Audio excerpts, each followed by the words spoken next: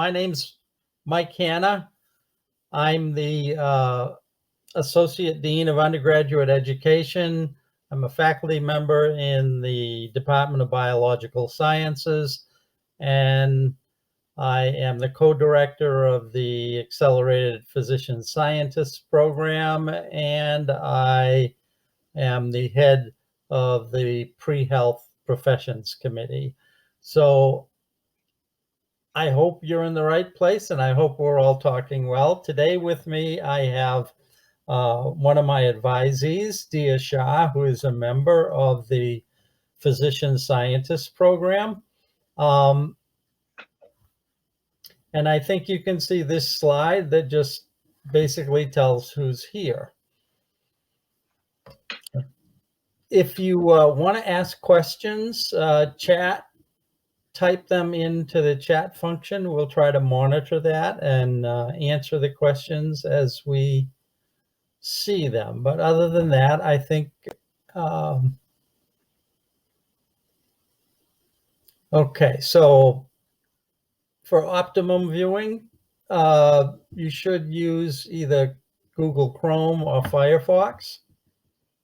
It makes me look a lot better. Dia doesn't have to worry about that, but I look much better on Google and on Chrome. So we've made introductions, and what I'd like to do is go to the next slide, if I can figure out how to do that.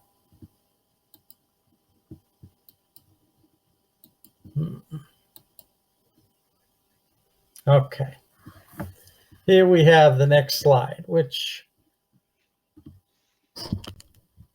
is relatively small. And one of the problems is that I'd like to make it bigger so that I could read it. Let me see. Okay. All right, now I can see it. We have 3 areas to discuss today. We'll spend a reasonable amount of time on the Physician Scientist program. We'll talk briefly about the Flex Med program with the Icahn School of Medicine at Mount Sinai. And we'll talk about the way the typical or most students apply to medical, dental, and other health profession schools with the assistance of the Pre-Health Committee.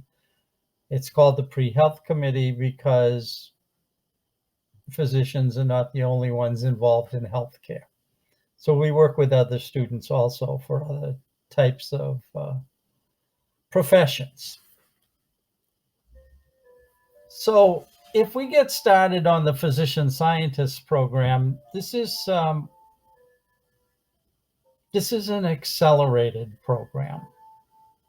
And you need to apply to the program from high school. Other than if you've taken some college courses while you were in high school, that's okay. But anyone who's been a full-fledged college student is not allowed to apply. So you're accepted from high school.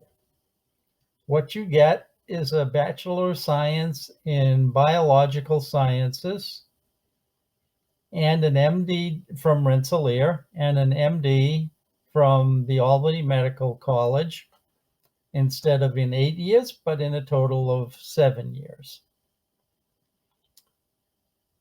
The first 3 years of your study will be at Rensselaer. You will not have completed your degree requirements to graduate from Rensselaer. And your next 4 years, so starting year 4, you will begin at Albany Medical College, instead of year 4 as an undergraduate is typically a senior. Since you will be a major in biological sciences, most everything that's taught in the first year at the Albany Medical College is science. So what we do is we transfer the credits back, and we take those credits and apply them towards your graduation at Rensselaer. And after 4 years, you're invited to come to our commencement events and get your bachelor's degree in biology. It's a nice time. We like to have people come back. You've completed 1 year of medical school, and because we transferred that back, you've completed 4 years of work for your undergraduate degree.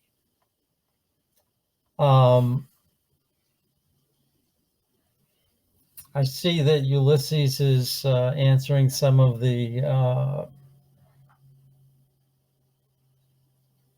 specific questions, and I'll let him do that. And then if there are issues, we can come back to them. At the medical school, you do the typical Albany Med 4-year routine, and you then look for a new method.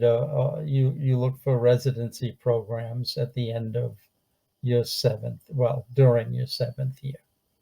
So there's nothing that's really changed about the medical school. But let's stop here for a minute and just talk about what this 7 years means, both in terms of admissions and in terms of the timing of events and what courses you take, etc.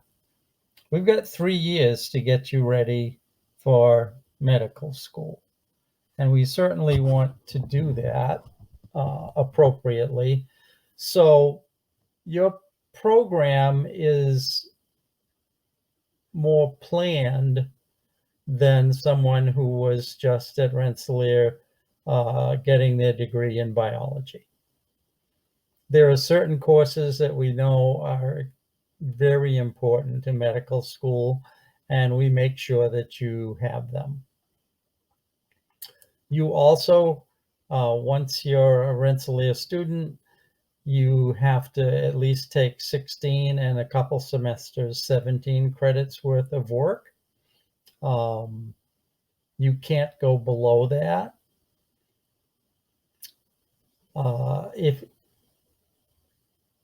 If you do, that's cause for concern, because as an accelerated program, if you can't keep up what I think is a relatively normal but more prescribed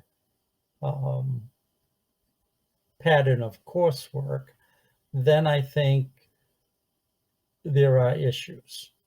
So part of those issues come in the fact that every semester that you're in this program, we have a committee composed of faculty and staff from Rensselaer and faculty and staff from Albany, and they meet and they go over the results from the last semester. So if we're talking about your first semester, by the beginning of the second semester, we'll have a meeting just to make sure everybody's okay. Now, what does okay mean? Okay means you need to have a 3.5. Okay? And a 3.5 means you need an equal number of A's and B's. A's and B's come out basically to a 3.5. Obviously, we do plus minus grading, so there's A minuses and B pluses and things like that. As your academic advisor for this program, I don't like to see you skirt the line real close. It makes you nervous and stressed all the time. It makes me nervous and stressed all the time. Neither one of us need the excess stress. So the 3.5 is both in your overall and it's in your science math courses. Typical medical school applications separate your science math courses from your other courses and from your overall. So we're not doing anything unusual at this point. Okay, so Sarah, that's kind of the requirements um, that you need to stay in the program. Maintaining the 3.5 GPA, maintaining a sufficiently robust academic schedule so that you're not undercredited is the main thing that you need. And I would say that for the first 2 years, your program is extremely similar to most biology majors. You may be a little different because you've got AP credits, and we can talk about those, but beyond that, your program shouldn't be any more difficult than a standard biology major. It's in your 5th and 6th semester at RPI that we start to make some differences. And the differences are more in the courses that you take. They're more focused on health-related areas of the biological sciences. And we have a couple of courses that help introduce you to Albany Medical College.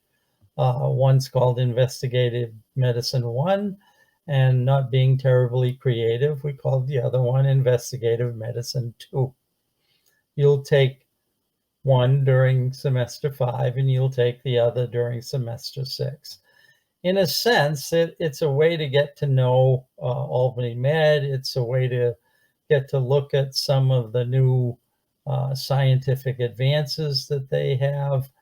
And it's also a significant way, since there are 2 other programs for students coming from the Union College program and from the Siena program, so that you all get to know each other. Because those programs are 8-year programs, so you'll still be the youngest people there, but getting to interact with individuals who have been in a combined degree program is certainly worth it.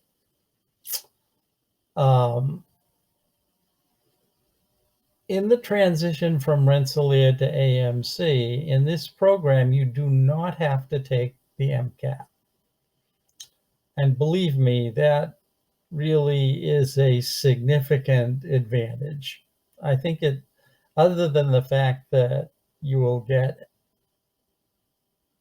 a solid education at Rensselaer, the fact that you don't have to take the MCAT is probably that, and the acceleration are probably the things that draw people initially. And the third factor is the physician scientist. We've distinguished ourselves in this program from a lot of other combined degree programs, of which most of them are 8 years. And in that sense, we provide you with more opportunities for research. Some of it is required, but many of the students in it, before it's even required, get involved. They've either been involved during high school in a variety of different ways, some in very sophisticated ways in university laboratories.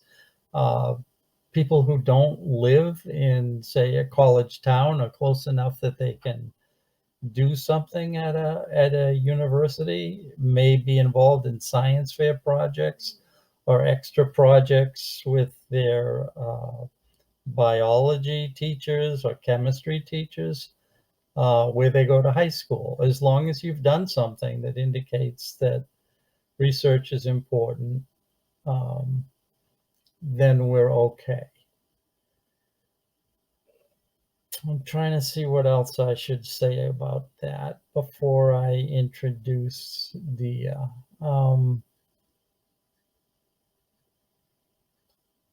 the 3.5 shouldn't scare people, because the people with the best chance going the normal way of getting into medical school really need a 3.7 and sometimes better. It's excruciatingly competitive.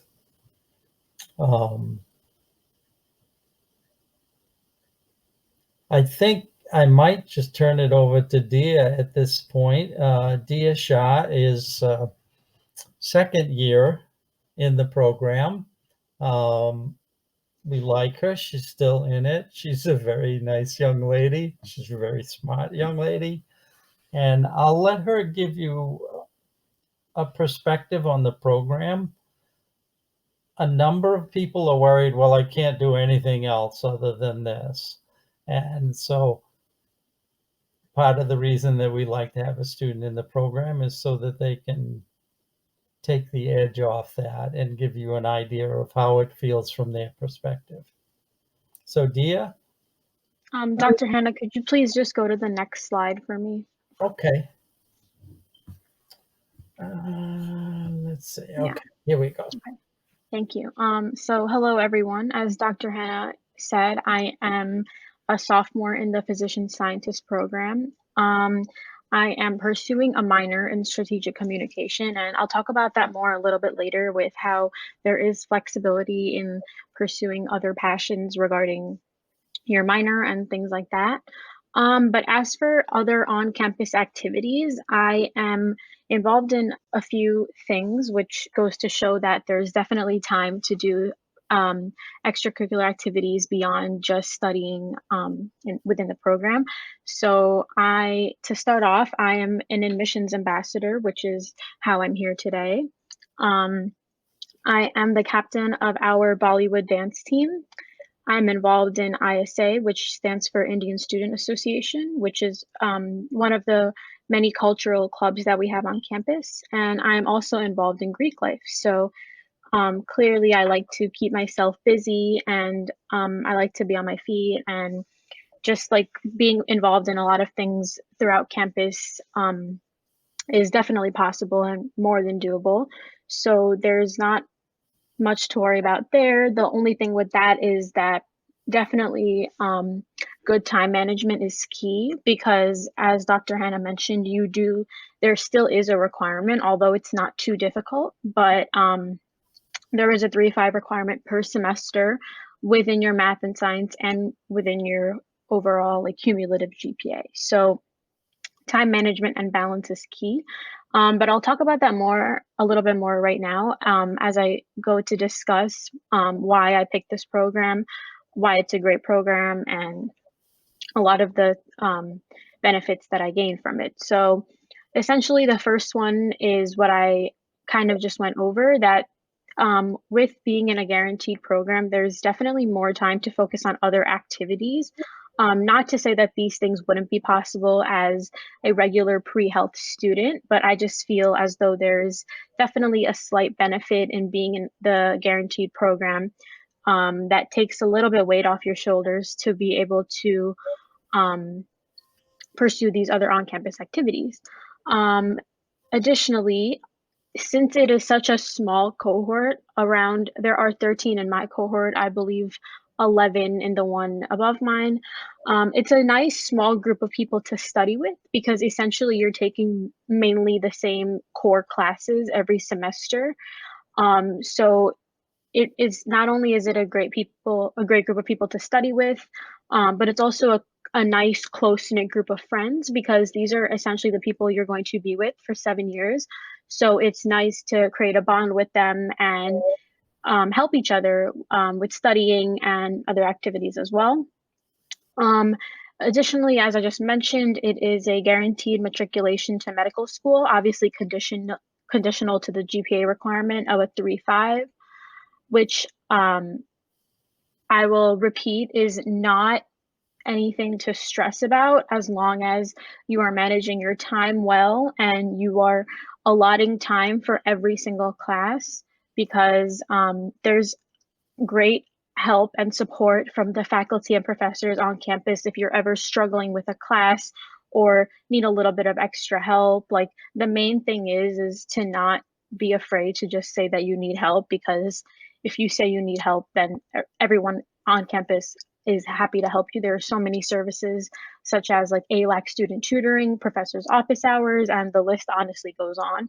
So yeah, that's that. And then lastly, tying back to the minor that I'm pursuing, is that although in the physician scientist program, you do have to be a biology major due to the nature of the core of the program, which is a 3+4 program. You do have the ability to pursue any minors. So for students that are very interested in Haas classes and humanities courses, or even non-medical related science classes, such as like computer science and stuff like that, you're definitely able to, I mean, you have to take at least one Haas per semester. If you have AP credit, you can even take two. So currently I am taking organic chemistry 1, genetics, and then 2 Haas classes, because in right now, um, I'm supposed to be taking physics, but since I had AP credit, I took it during my freshman year. So as you can see, there is a lot of room and there's a lot of time to take Haas classes. And with this, you're definitely able to pursue a minor in almost anything you want. So what I love about this program is that you get your sciences covered by being a biology major and your core requirements, but you can also pursue your interests in anything else by doing a minor, and by getting involved on campus with almost anything you want to be. So the main thing here is that have good time management, do what you like, have fun, but still maintain your GPA, and really try to have good balance in anything you do, because there's definitely potential to do anything you want, but you just have to have good balance, and it's not going to be too difficult of a time. So yeah, that's kind of my little thing. I know some questions have been coming in. I think the difficulty level is not what makes students in this program have concern. I think if there's any concern, it's that, and that's part of the reason it takes so long to get a decision. You've got 2 schools weighing in on you. So first your application goes to Rensselaer, and then Rensselaer does the first check, and then they pursue sending the applications to Albany Med. Once you are accepted, you're in med school. There's nobody else on the campus really who can say that. So sometimes that has a little bit of a negative psychological effect, which is why I think that I would certainly agree with Dia's statement that you really want to have good time management. This is not high school, is probably the easiest way to put it. Your faculty members may like you a lot, but you're not going to get graded based on whether they like you or not. You're going to get graded based on what you do in the class. So I think as long as you take care of your priorities, which are the classes, then you can pick things that you're interested in and do them, just as Dia has done. Being a member of Greek Life, she keeps herself in great physical condition by being the captain of the Bollywood fusion dance team, I'm sure. So you need to find what works for you. And I've been the co-director of this program for over 30 years. And it's amazing to me how much the individuals in this program stay in touch with each other while they're at Rensselaer, stay in touch with each other while they're at Albany Medical College, chat with each other when they're in their residency programs, and continue to maintain associations during their professional career. It really is surprising how much that occurs. And I think that's really good. It says something about making the relationships, and it says something about wanting to keep in touch. I see a question about AP credits, and that's something that I didn't cover. You can get AP credits based on what each department has decided is what they're willing to give for AP credits. Okay, that's good. The question is whether you want to use them or not, and that's where working with me helps. You cannot take fewer courses because of your AP credits. You get a little more freedom based on having some AP credits. For example, if you had an AP credit for chemistry, you can take that and take something else instead. If you had AP credit for Physics 1, you wouldn't have to take Physics 1. You could take Physics 2. And the philosophy that I usually use is let's try to move the courses up so that as you're maturing through all of the courses that most people are supposed to take, you'd be ready in your probably second semester of sophomore year and in junior year to really branch out differently. The other thing to think of with AP credits is, and some students do this, okay, I've got AP credit, but I don't want it. So you just take the course over again.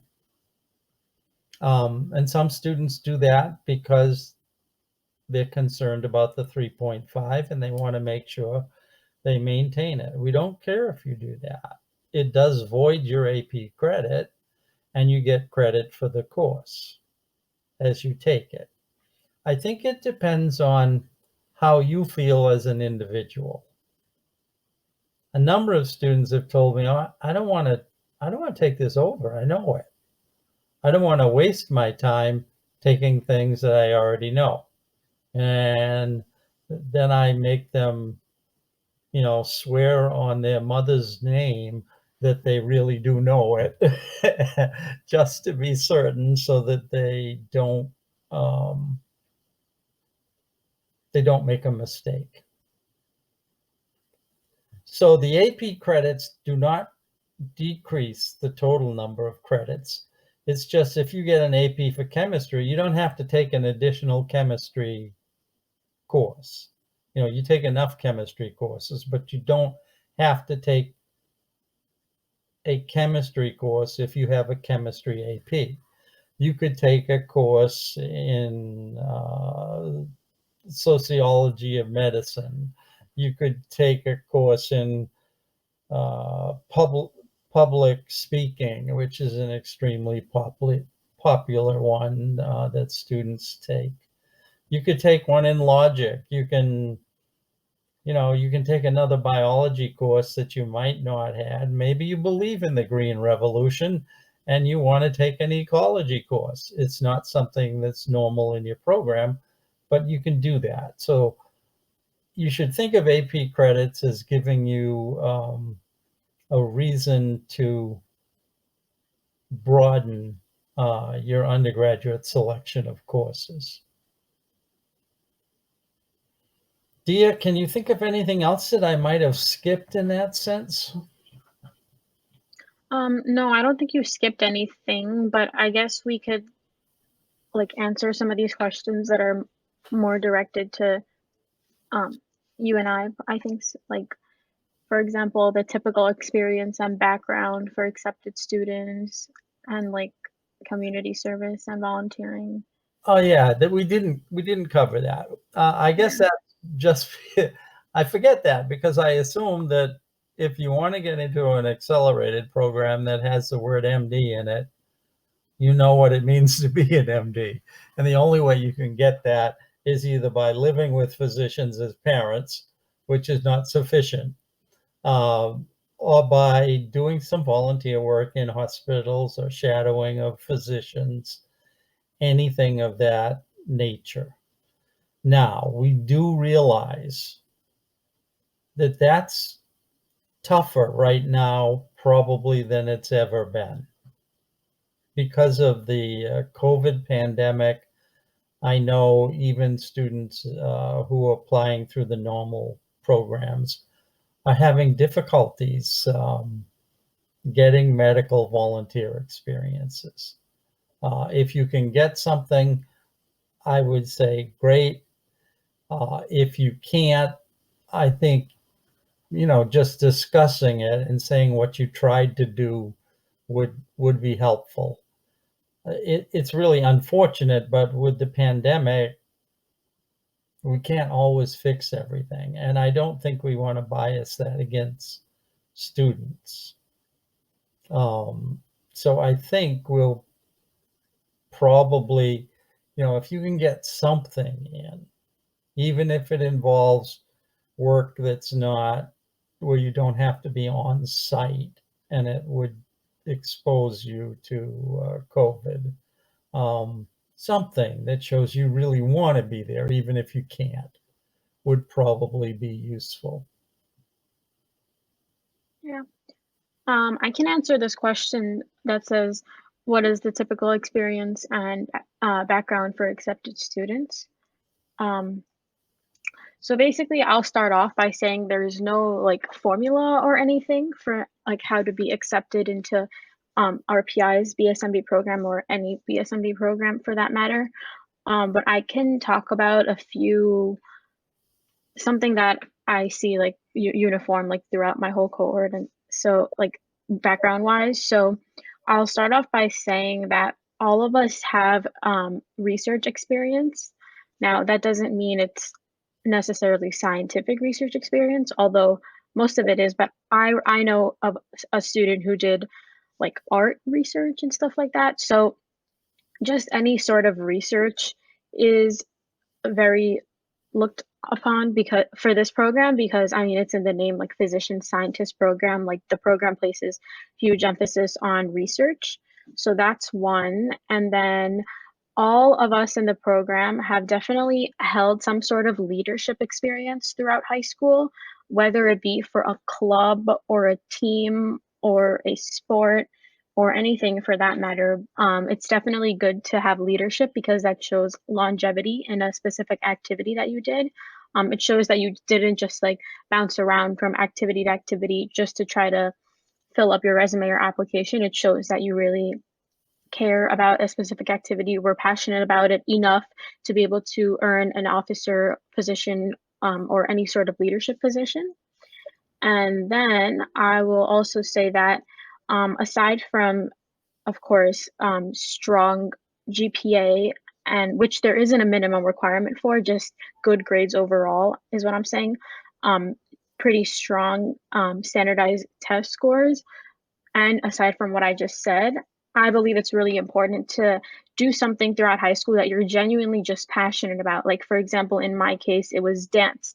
And I was involved in dance through multiple ways throughout high school. Like, for example, I do classical dance, and I also was like on my school dance team. Like that just really shows that I was a part of it in so many different ways. And I did it for so many years that I was able to earn a leadership position within dance too. Like it just shows that there's something that you're passionate about that you're continuing to do, and you're not just like a robot who's trying to just create a list of like academic activities just to put on your resume.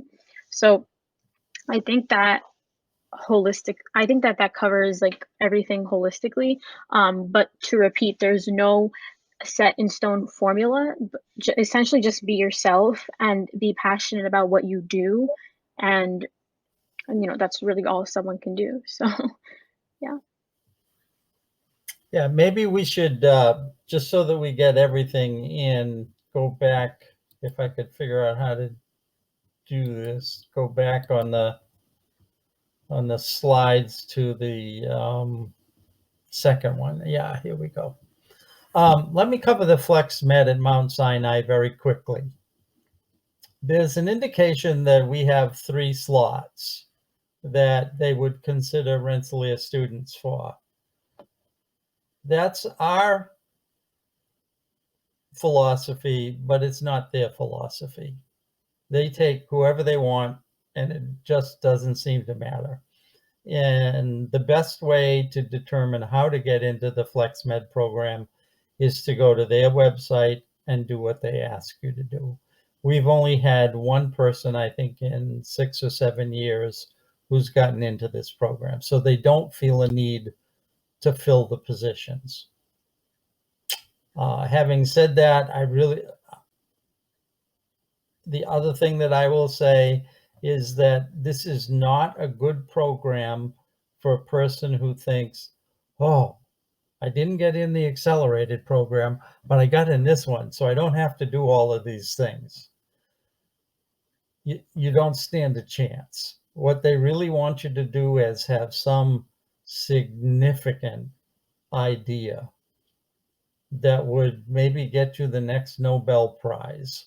All right.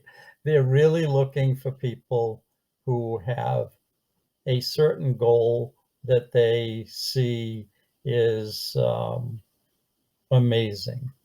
If they don't see that and they just see this is a normal pre-med application, no matter how good your application is, I don't think you're going to be successful. The program has not turned out the way that we envisioned it to. So when people ask me about it, I always say, go to the Mount Sinai website, look under FlexMed, and do everything that they suggest. So let's come back to one of the differences. I mean, we have a pre-health committee. I'm the head of that. We have we have 2 staff members on it, and we have another faculty member on it. And we meet periodically with students who want to go to medical school or dental school or any of the other health professions, veterinary school. Veterinary is still the hardest to get into of all of them. Dental school. Almost everybody that we've had that's come through in the last 5 years who has good academics has been successful and gotten into dental school. So if you want to be a dentist, we must be doing something right. Okay. Medical school. Medical school starts, if you want a good chance to get into medical school, with a 3.7 and an MCAT score that puts you above the 75th percentile. Okay. It's highly competitive, and this year cannot be compared to any other year because COVID has messed it up so much. I've had students who set their MCAT up, and then because of state requirements, there were too many people and they had to close the site down and the students couldn't take their MCAT. And then they have to try and find another one. I have one student who's had that happen to them 4 times. That's not usual. That's a difference between this year and every other year. So the main question that I get asked is, well, how many of your pre-meds get into medical school? And I have no answer for that. And the reason I have no answer is we don't have a pre-med major. You can major in anything. Okay. At this point, I have my first one, a student from architecture, who, when she finishes her architecture degree, wants to go to med school. Now, this is going to be contorted, but we're working on it and we're trying it. I have students from business and management, a couple of those who intend to go to medical school. I have students from information technology, and web science.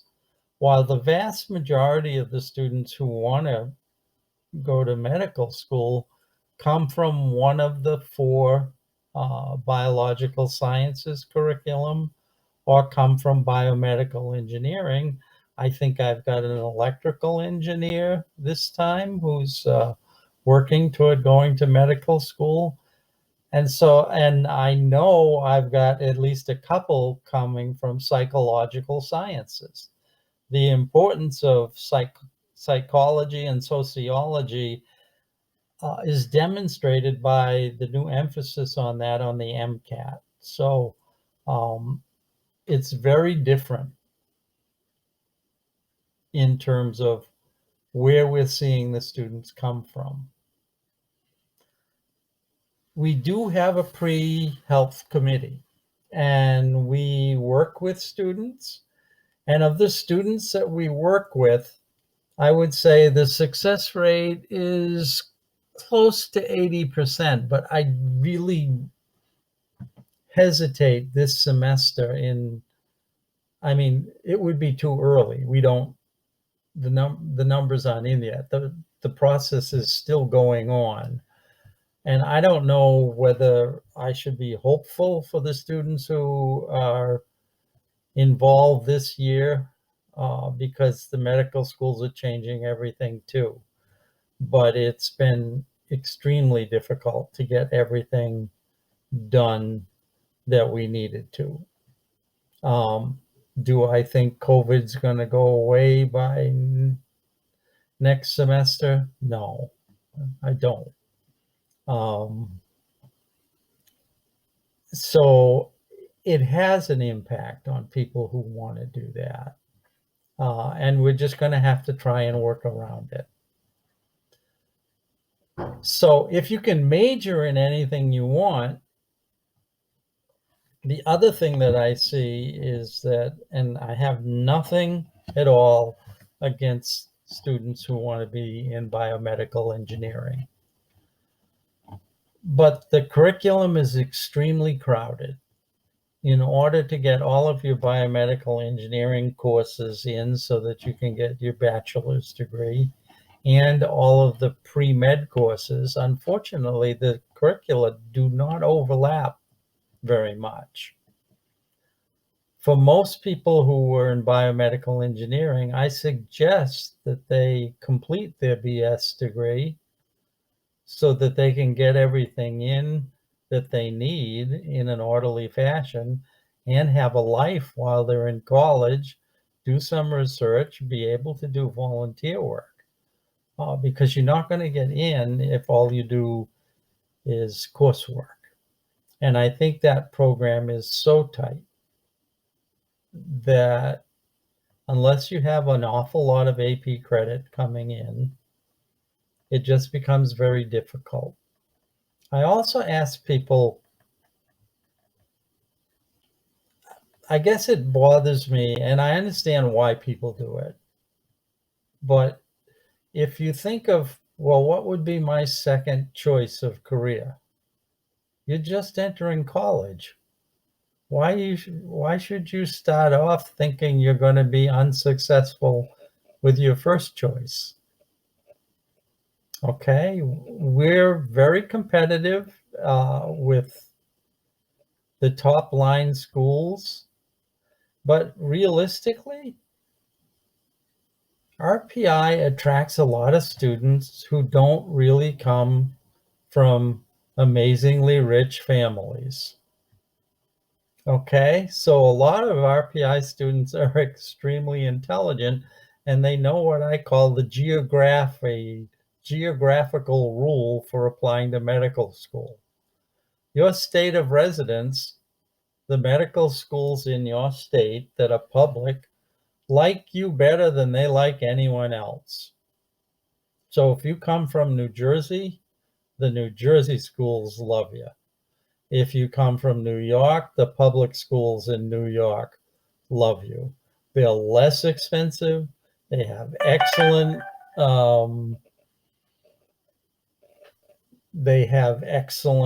reputations, you get just as good a medical training. And so probably the school we have the most success with is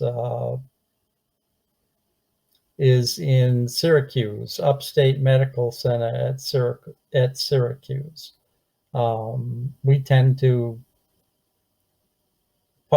get a number of students in there. Now, we work with students even when they think that, or when we think that their qualifications are not strong enough. And we work with them in two ways. We try to convince them to fix what might be a little problematic in their academics usually, or sometimes it's that they haven't done any medical volunteering. It's like, this is a big time-consuming process to apply to medical school. You want to go in with your best application. We can work one-on-one with students. And I see in the chat room that there are questions about numbers. We do not in any way have 500 students who are Rensselaer students and thought they were pre-meds coming in. Okay. I would say probably at least a third of the people coming into biomedical engineering want to go on to medical school. Maybe 50% of the people coming into the biological sciences think that they want to, but people weed themselves out based on the challenge of maintaining your GPA and those kinds of things. We work with students who don't get in the first time they apply, and typically they've graduated. So we work with alumni to help them. We will continue to work with students who haven't gotten in, and we will be very honest with students to say, you know, I don't think this is your best application. I think you can make it better. And the making it better is dependent on what the committee sees and what your record shows as you compare it to other students who've been successful, and in particular, other students who've chosen those schools. So we can work one-on-one with you. If we had 500 pre-meds, we couldn't do that. They wouldn't give us an office that's big enough so that we could handle it. So one of the good things is that I think this semester we have roughly 25 applicants for medical school. This includes MD and DO, and some students who are doing both MD and DO applications. And I think we have 2 dentists. So we're under 30. We've had some students decide, because this is such a strange year, that they want to finish up and graduate and hope that next year is not quite as unusual as this year, so that they can increase their volunteer, their medical volunteer stuff, because it was so difficult to find. But we work with you. We have a good success rate. If you don't make it the first time, we'll talk about possibly what went wrong, how to fix that, and based on that, when are you going to be ready to give it a second attempt? So if it's a second attempt, we'll work with you provided you've improved your application from the first time. So we try not to discard students, because obviously if they didn't get in the first time, it's not an exact science. If it were an exact science, I could just tell everybody, but I can't. So I know we're coming, well, we still got some time. So keep asking questions and we'll keep answering them.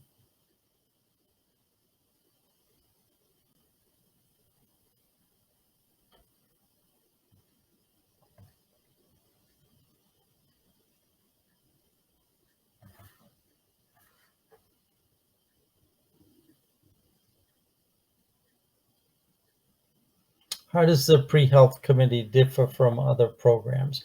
I'm not sure what other programs you're asking about, but the objective is to provide advice to students, no matter what their major is, of what they need to do. For example, you could be a psychology major.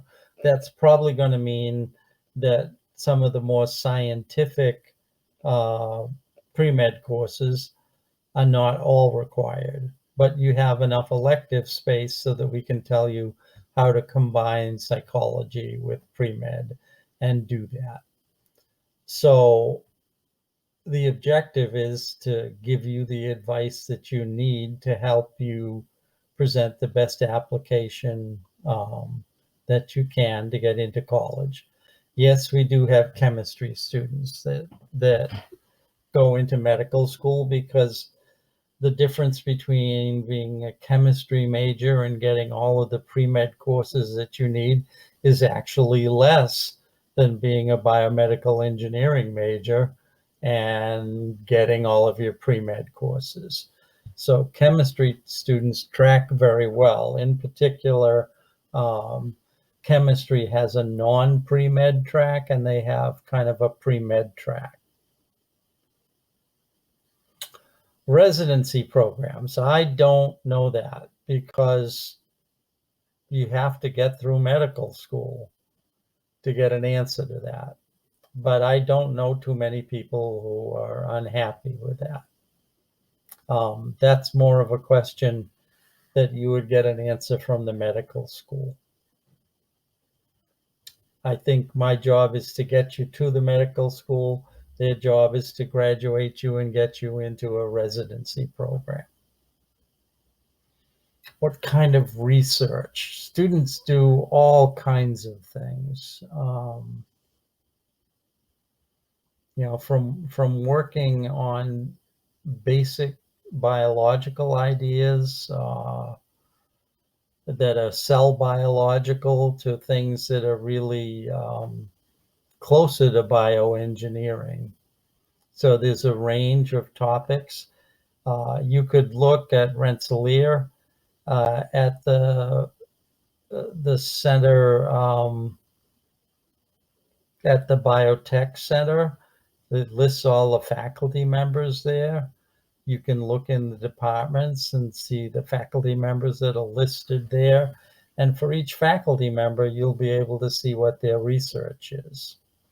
So you'll be able to see the broad range of research. And we have some very interesting things going on because of our computational ability and our supercomputer, that we have people that are looking at technical and other kinds of non-technical issues that involve medicine. So that's a very good option for people.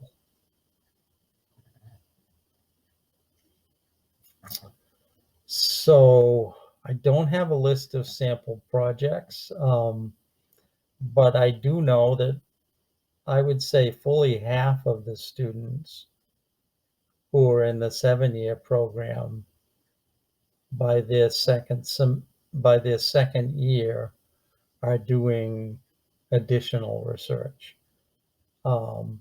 If you're in a 4-year program, sometimes students will get through the first 2 years, which gets you through the basics, and then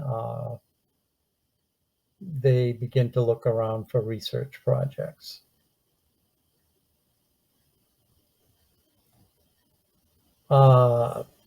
Chemical And chemical and biological engineering are another group.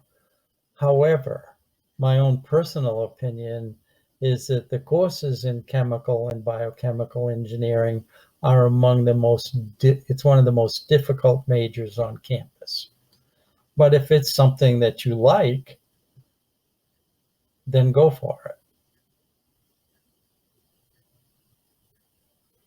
Okay, strong STEM student. We have history, we have art, we have literature, we have music. We don't have a department called English, but we do have a department that houses all of the literature courses. History is usually in social science. We have a department of science and technology studies. That department tends to cross into humanities and social science. What you'll find is that the history courses are actually in that department. We have art, we have computer arts, we have a lot of things like that. The narrowness of STEM depends on whether you come in with AP credits. But even if you come in without them, you have to take 6 courses in the School of Humanities, Arts, and Social Sciences, Jake, in order to complete your educational requirements at RPI. So that gives you a lot of leeway in terms of either focusing in an area that you like a lot or exploring in areas that you may not see again, certainly when you get to medical school. So you do get liberal arts education. Now, Rensselaer is Rensselaer, so you might get slightly different versions of these things from what you would get at a typical liberal arts school, but we certainly do have them, quite a few of them.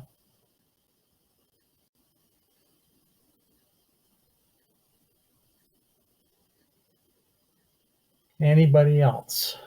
Double major in biology and chemistry. Again, I think a double, I wouldn't call it a double major, because what's more popular at Rensselaer is dual majors. And dual majors mean that you can kind of double dip. So courses that might fill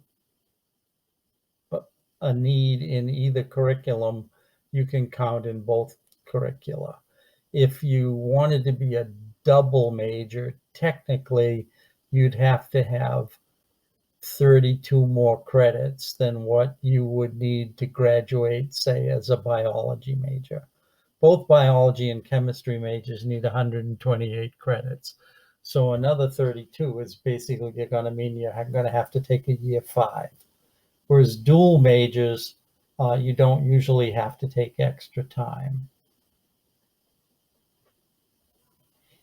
Summers are, when you're at Rensselaer, are pretty much up to you to do what you want. We don't want to subscribe what you do. Some students do, if they go back home, they do research projects with people that they've done when they were home before in high school. Some will apply to research projects in other areas of the country. Some do other things that aren't related to research. So the only one that you need to be concerned about from our perspective is that the summer that's in between your transfer from Rensselaer to AMC, that summer is you have to be here to work on a science research topic. It can be done at Rensselaer or it can be done at Albany Medical College. Most students, if they're aimed at Albany Medical College, will choose to do a project at Albany Med. But if you've been working for 2 years with a faculty member at RPI on a project that is every bit as medically oriented as what you're doing at Albany Med, you can continue to do that. So we don't try to force you, but I think there's something about being there for semester 6 where you spend half of your time at Albany Med and for the whole summer that tends to give you a little bit of an edge. You already have a feel for the school. And there are a lot of students that come in and many of them are older, but you'll know your way around already. Are there any other questions before we sign off here?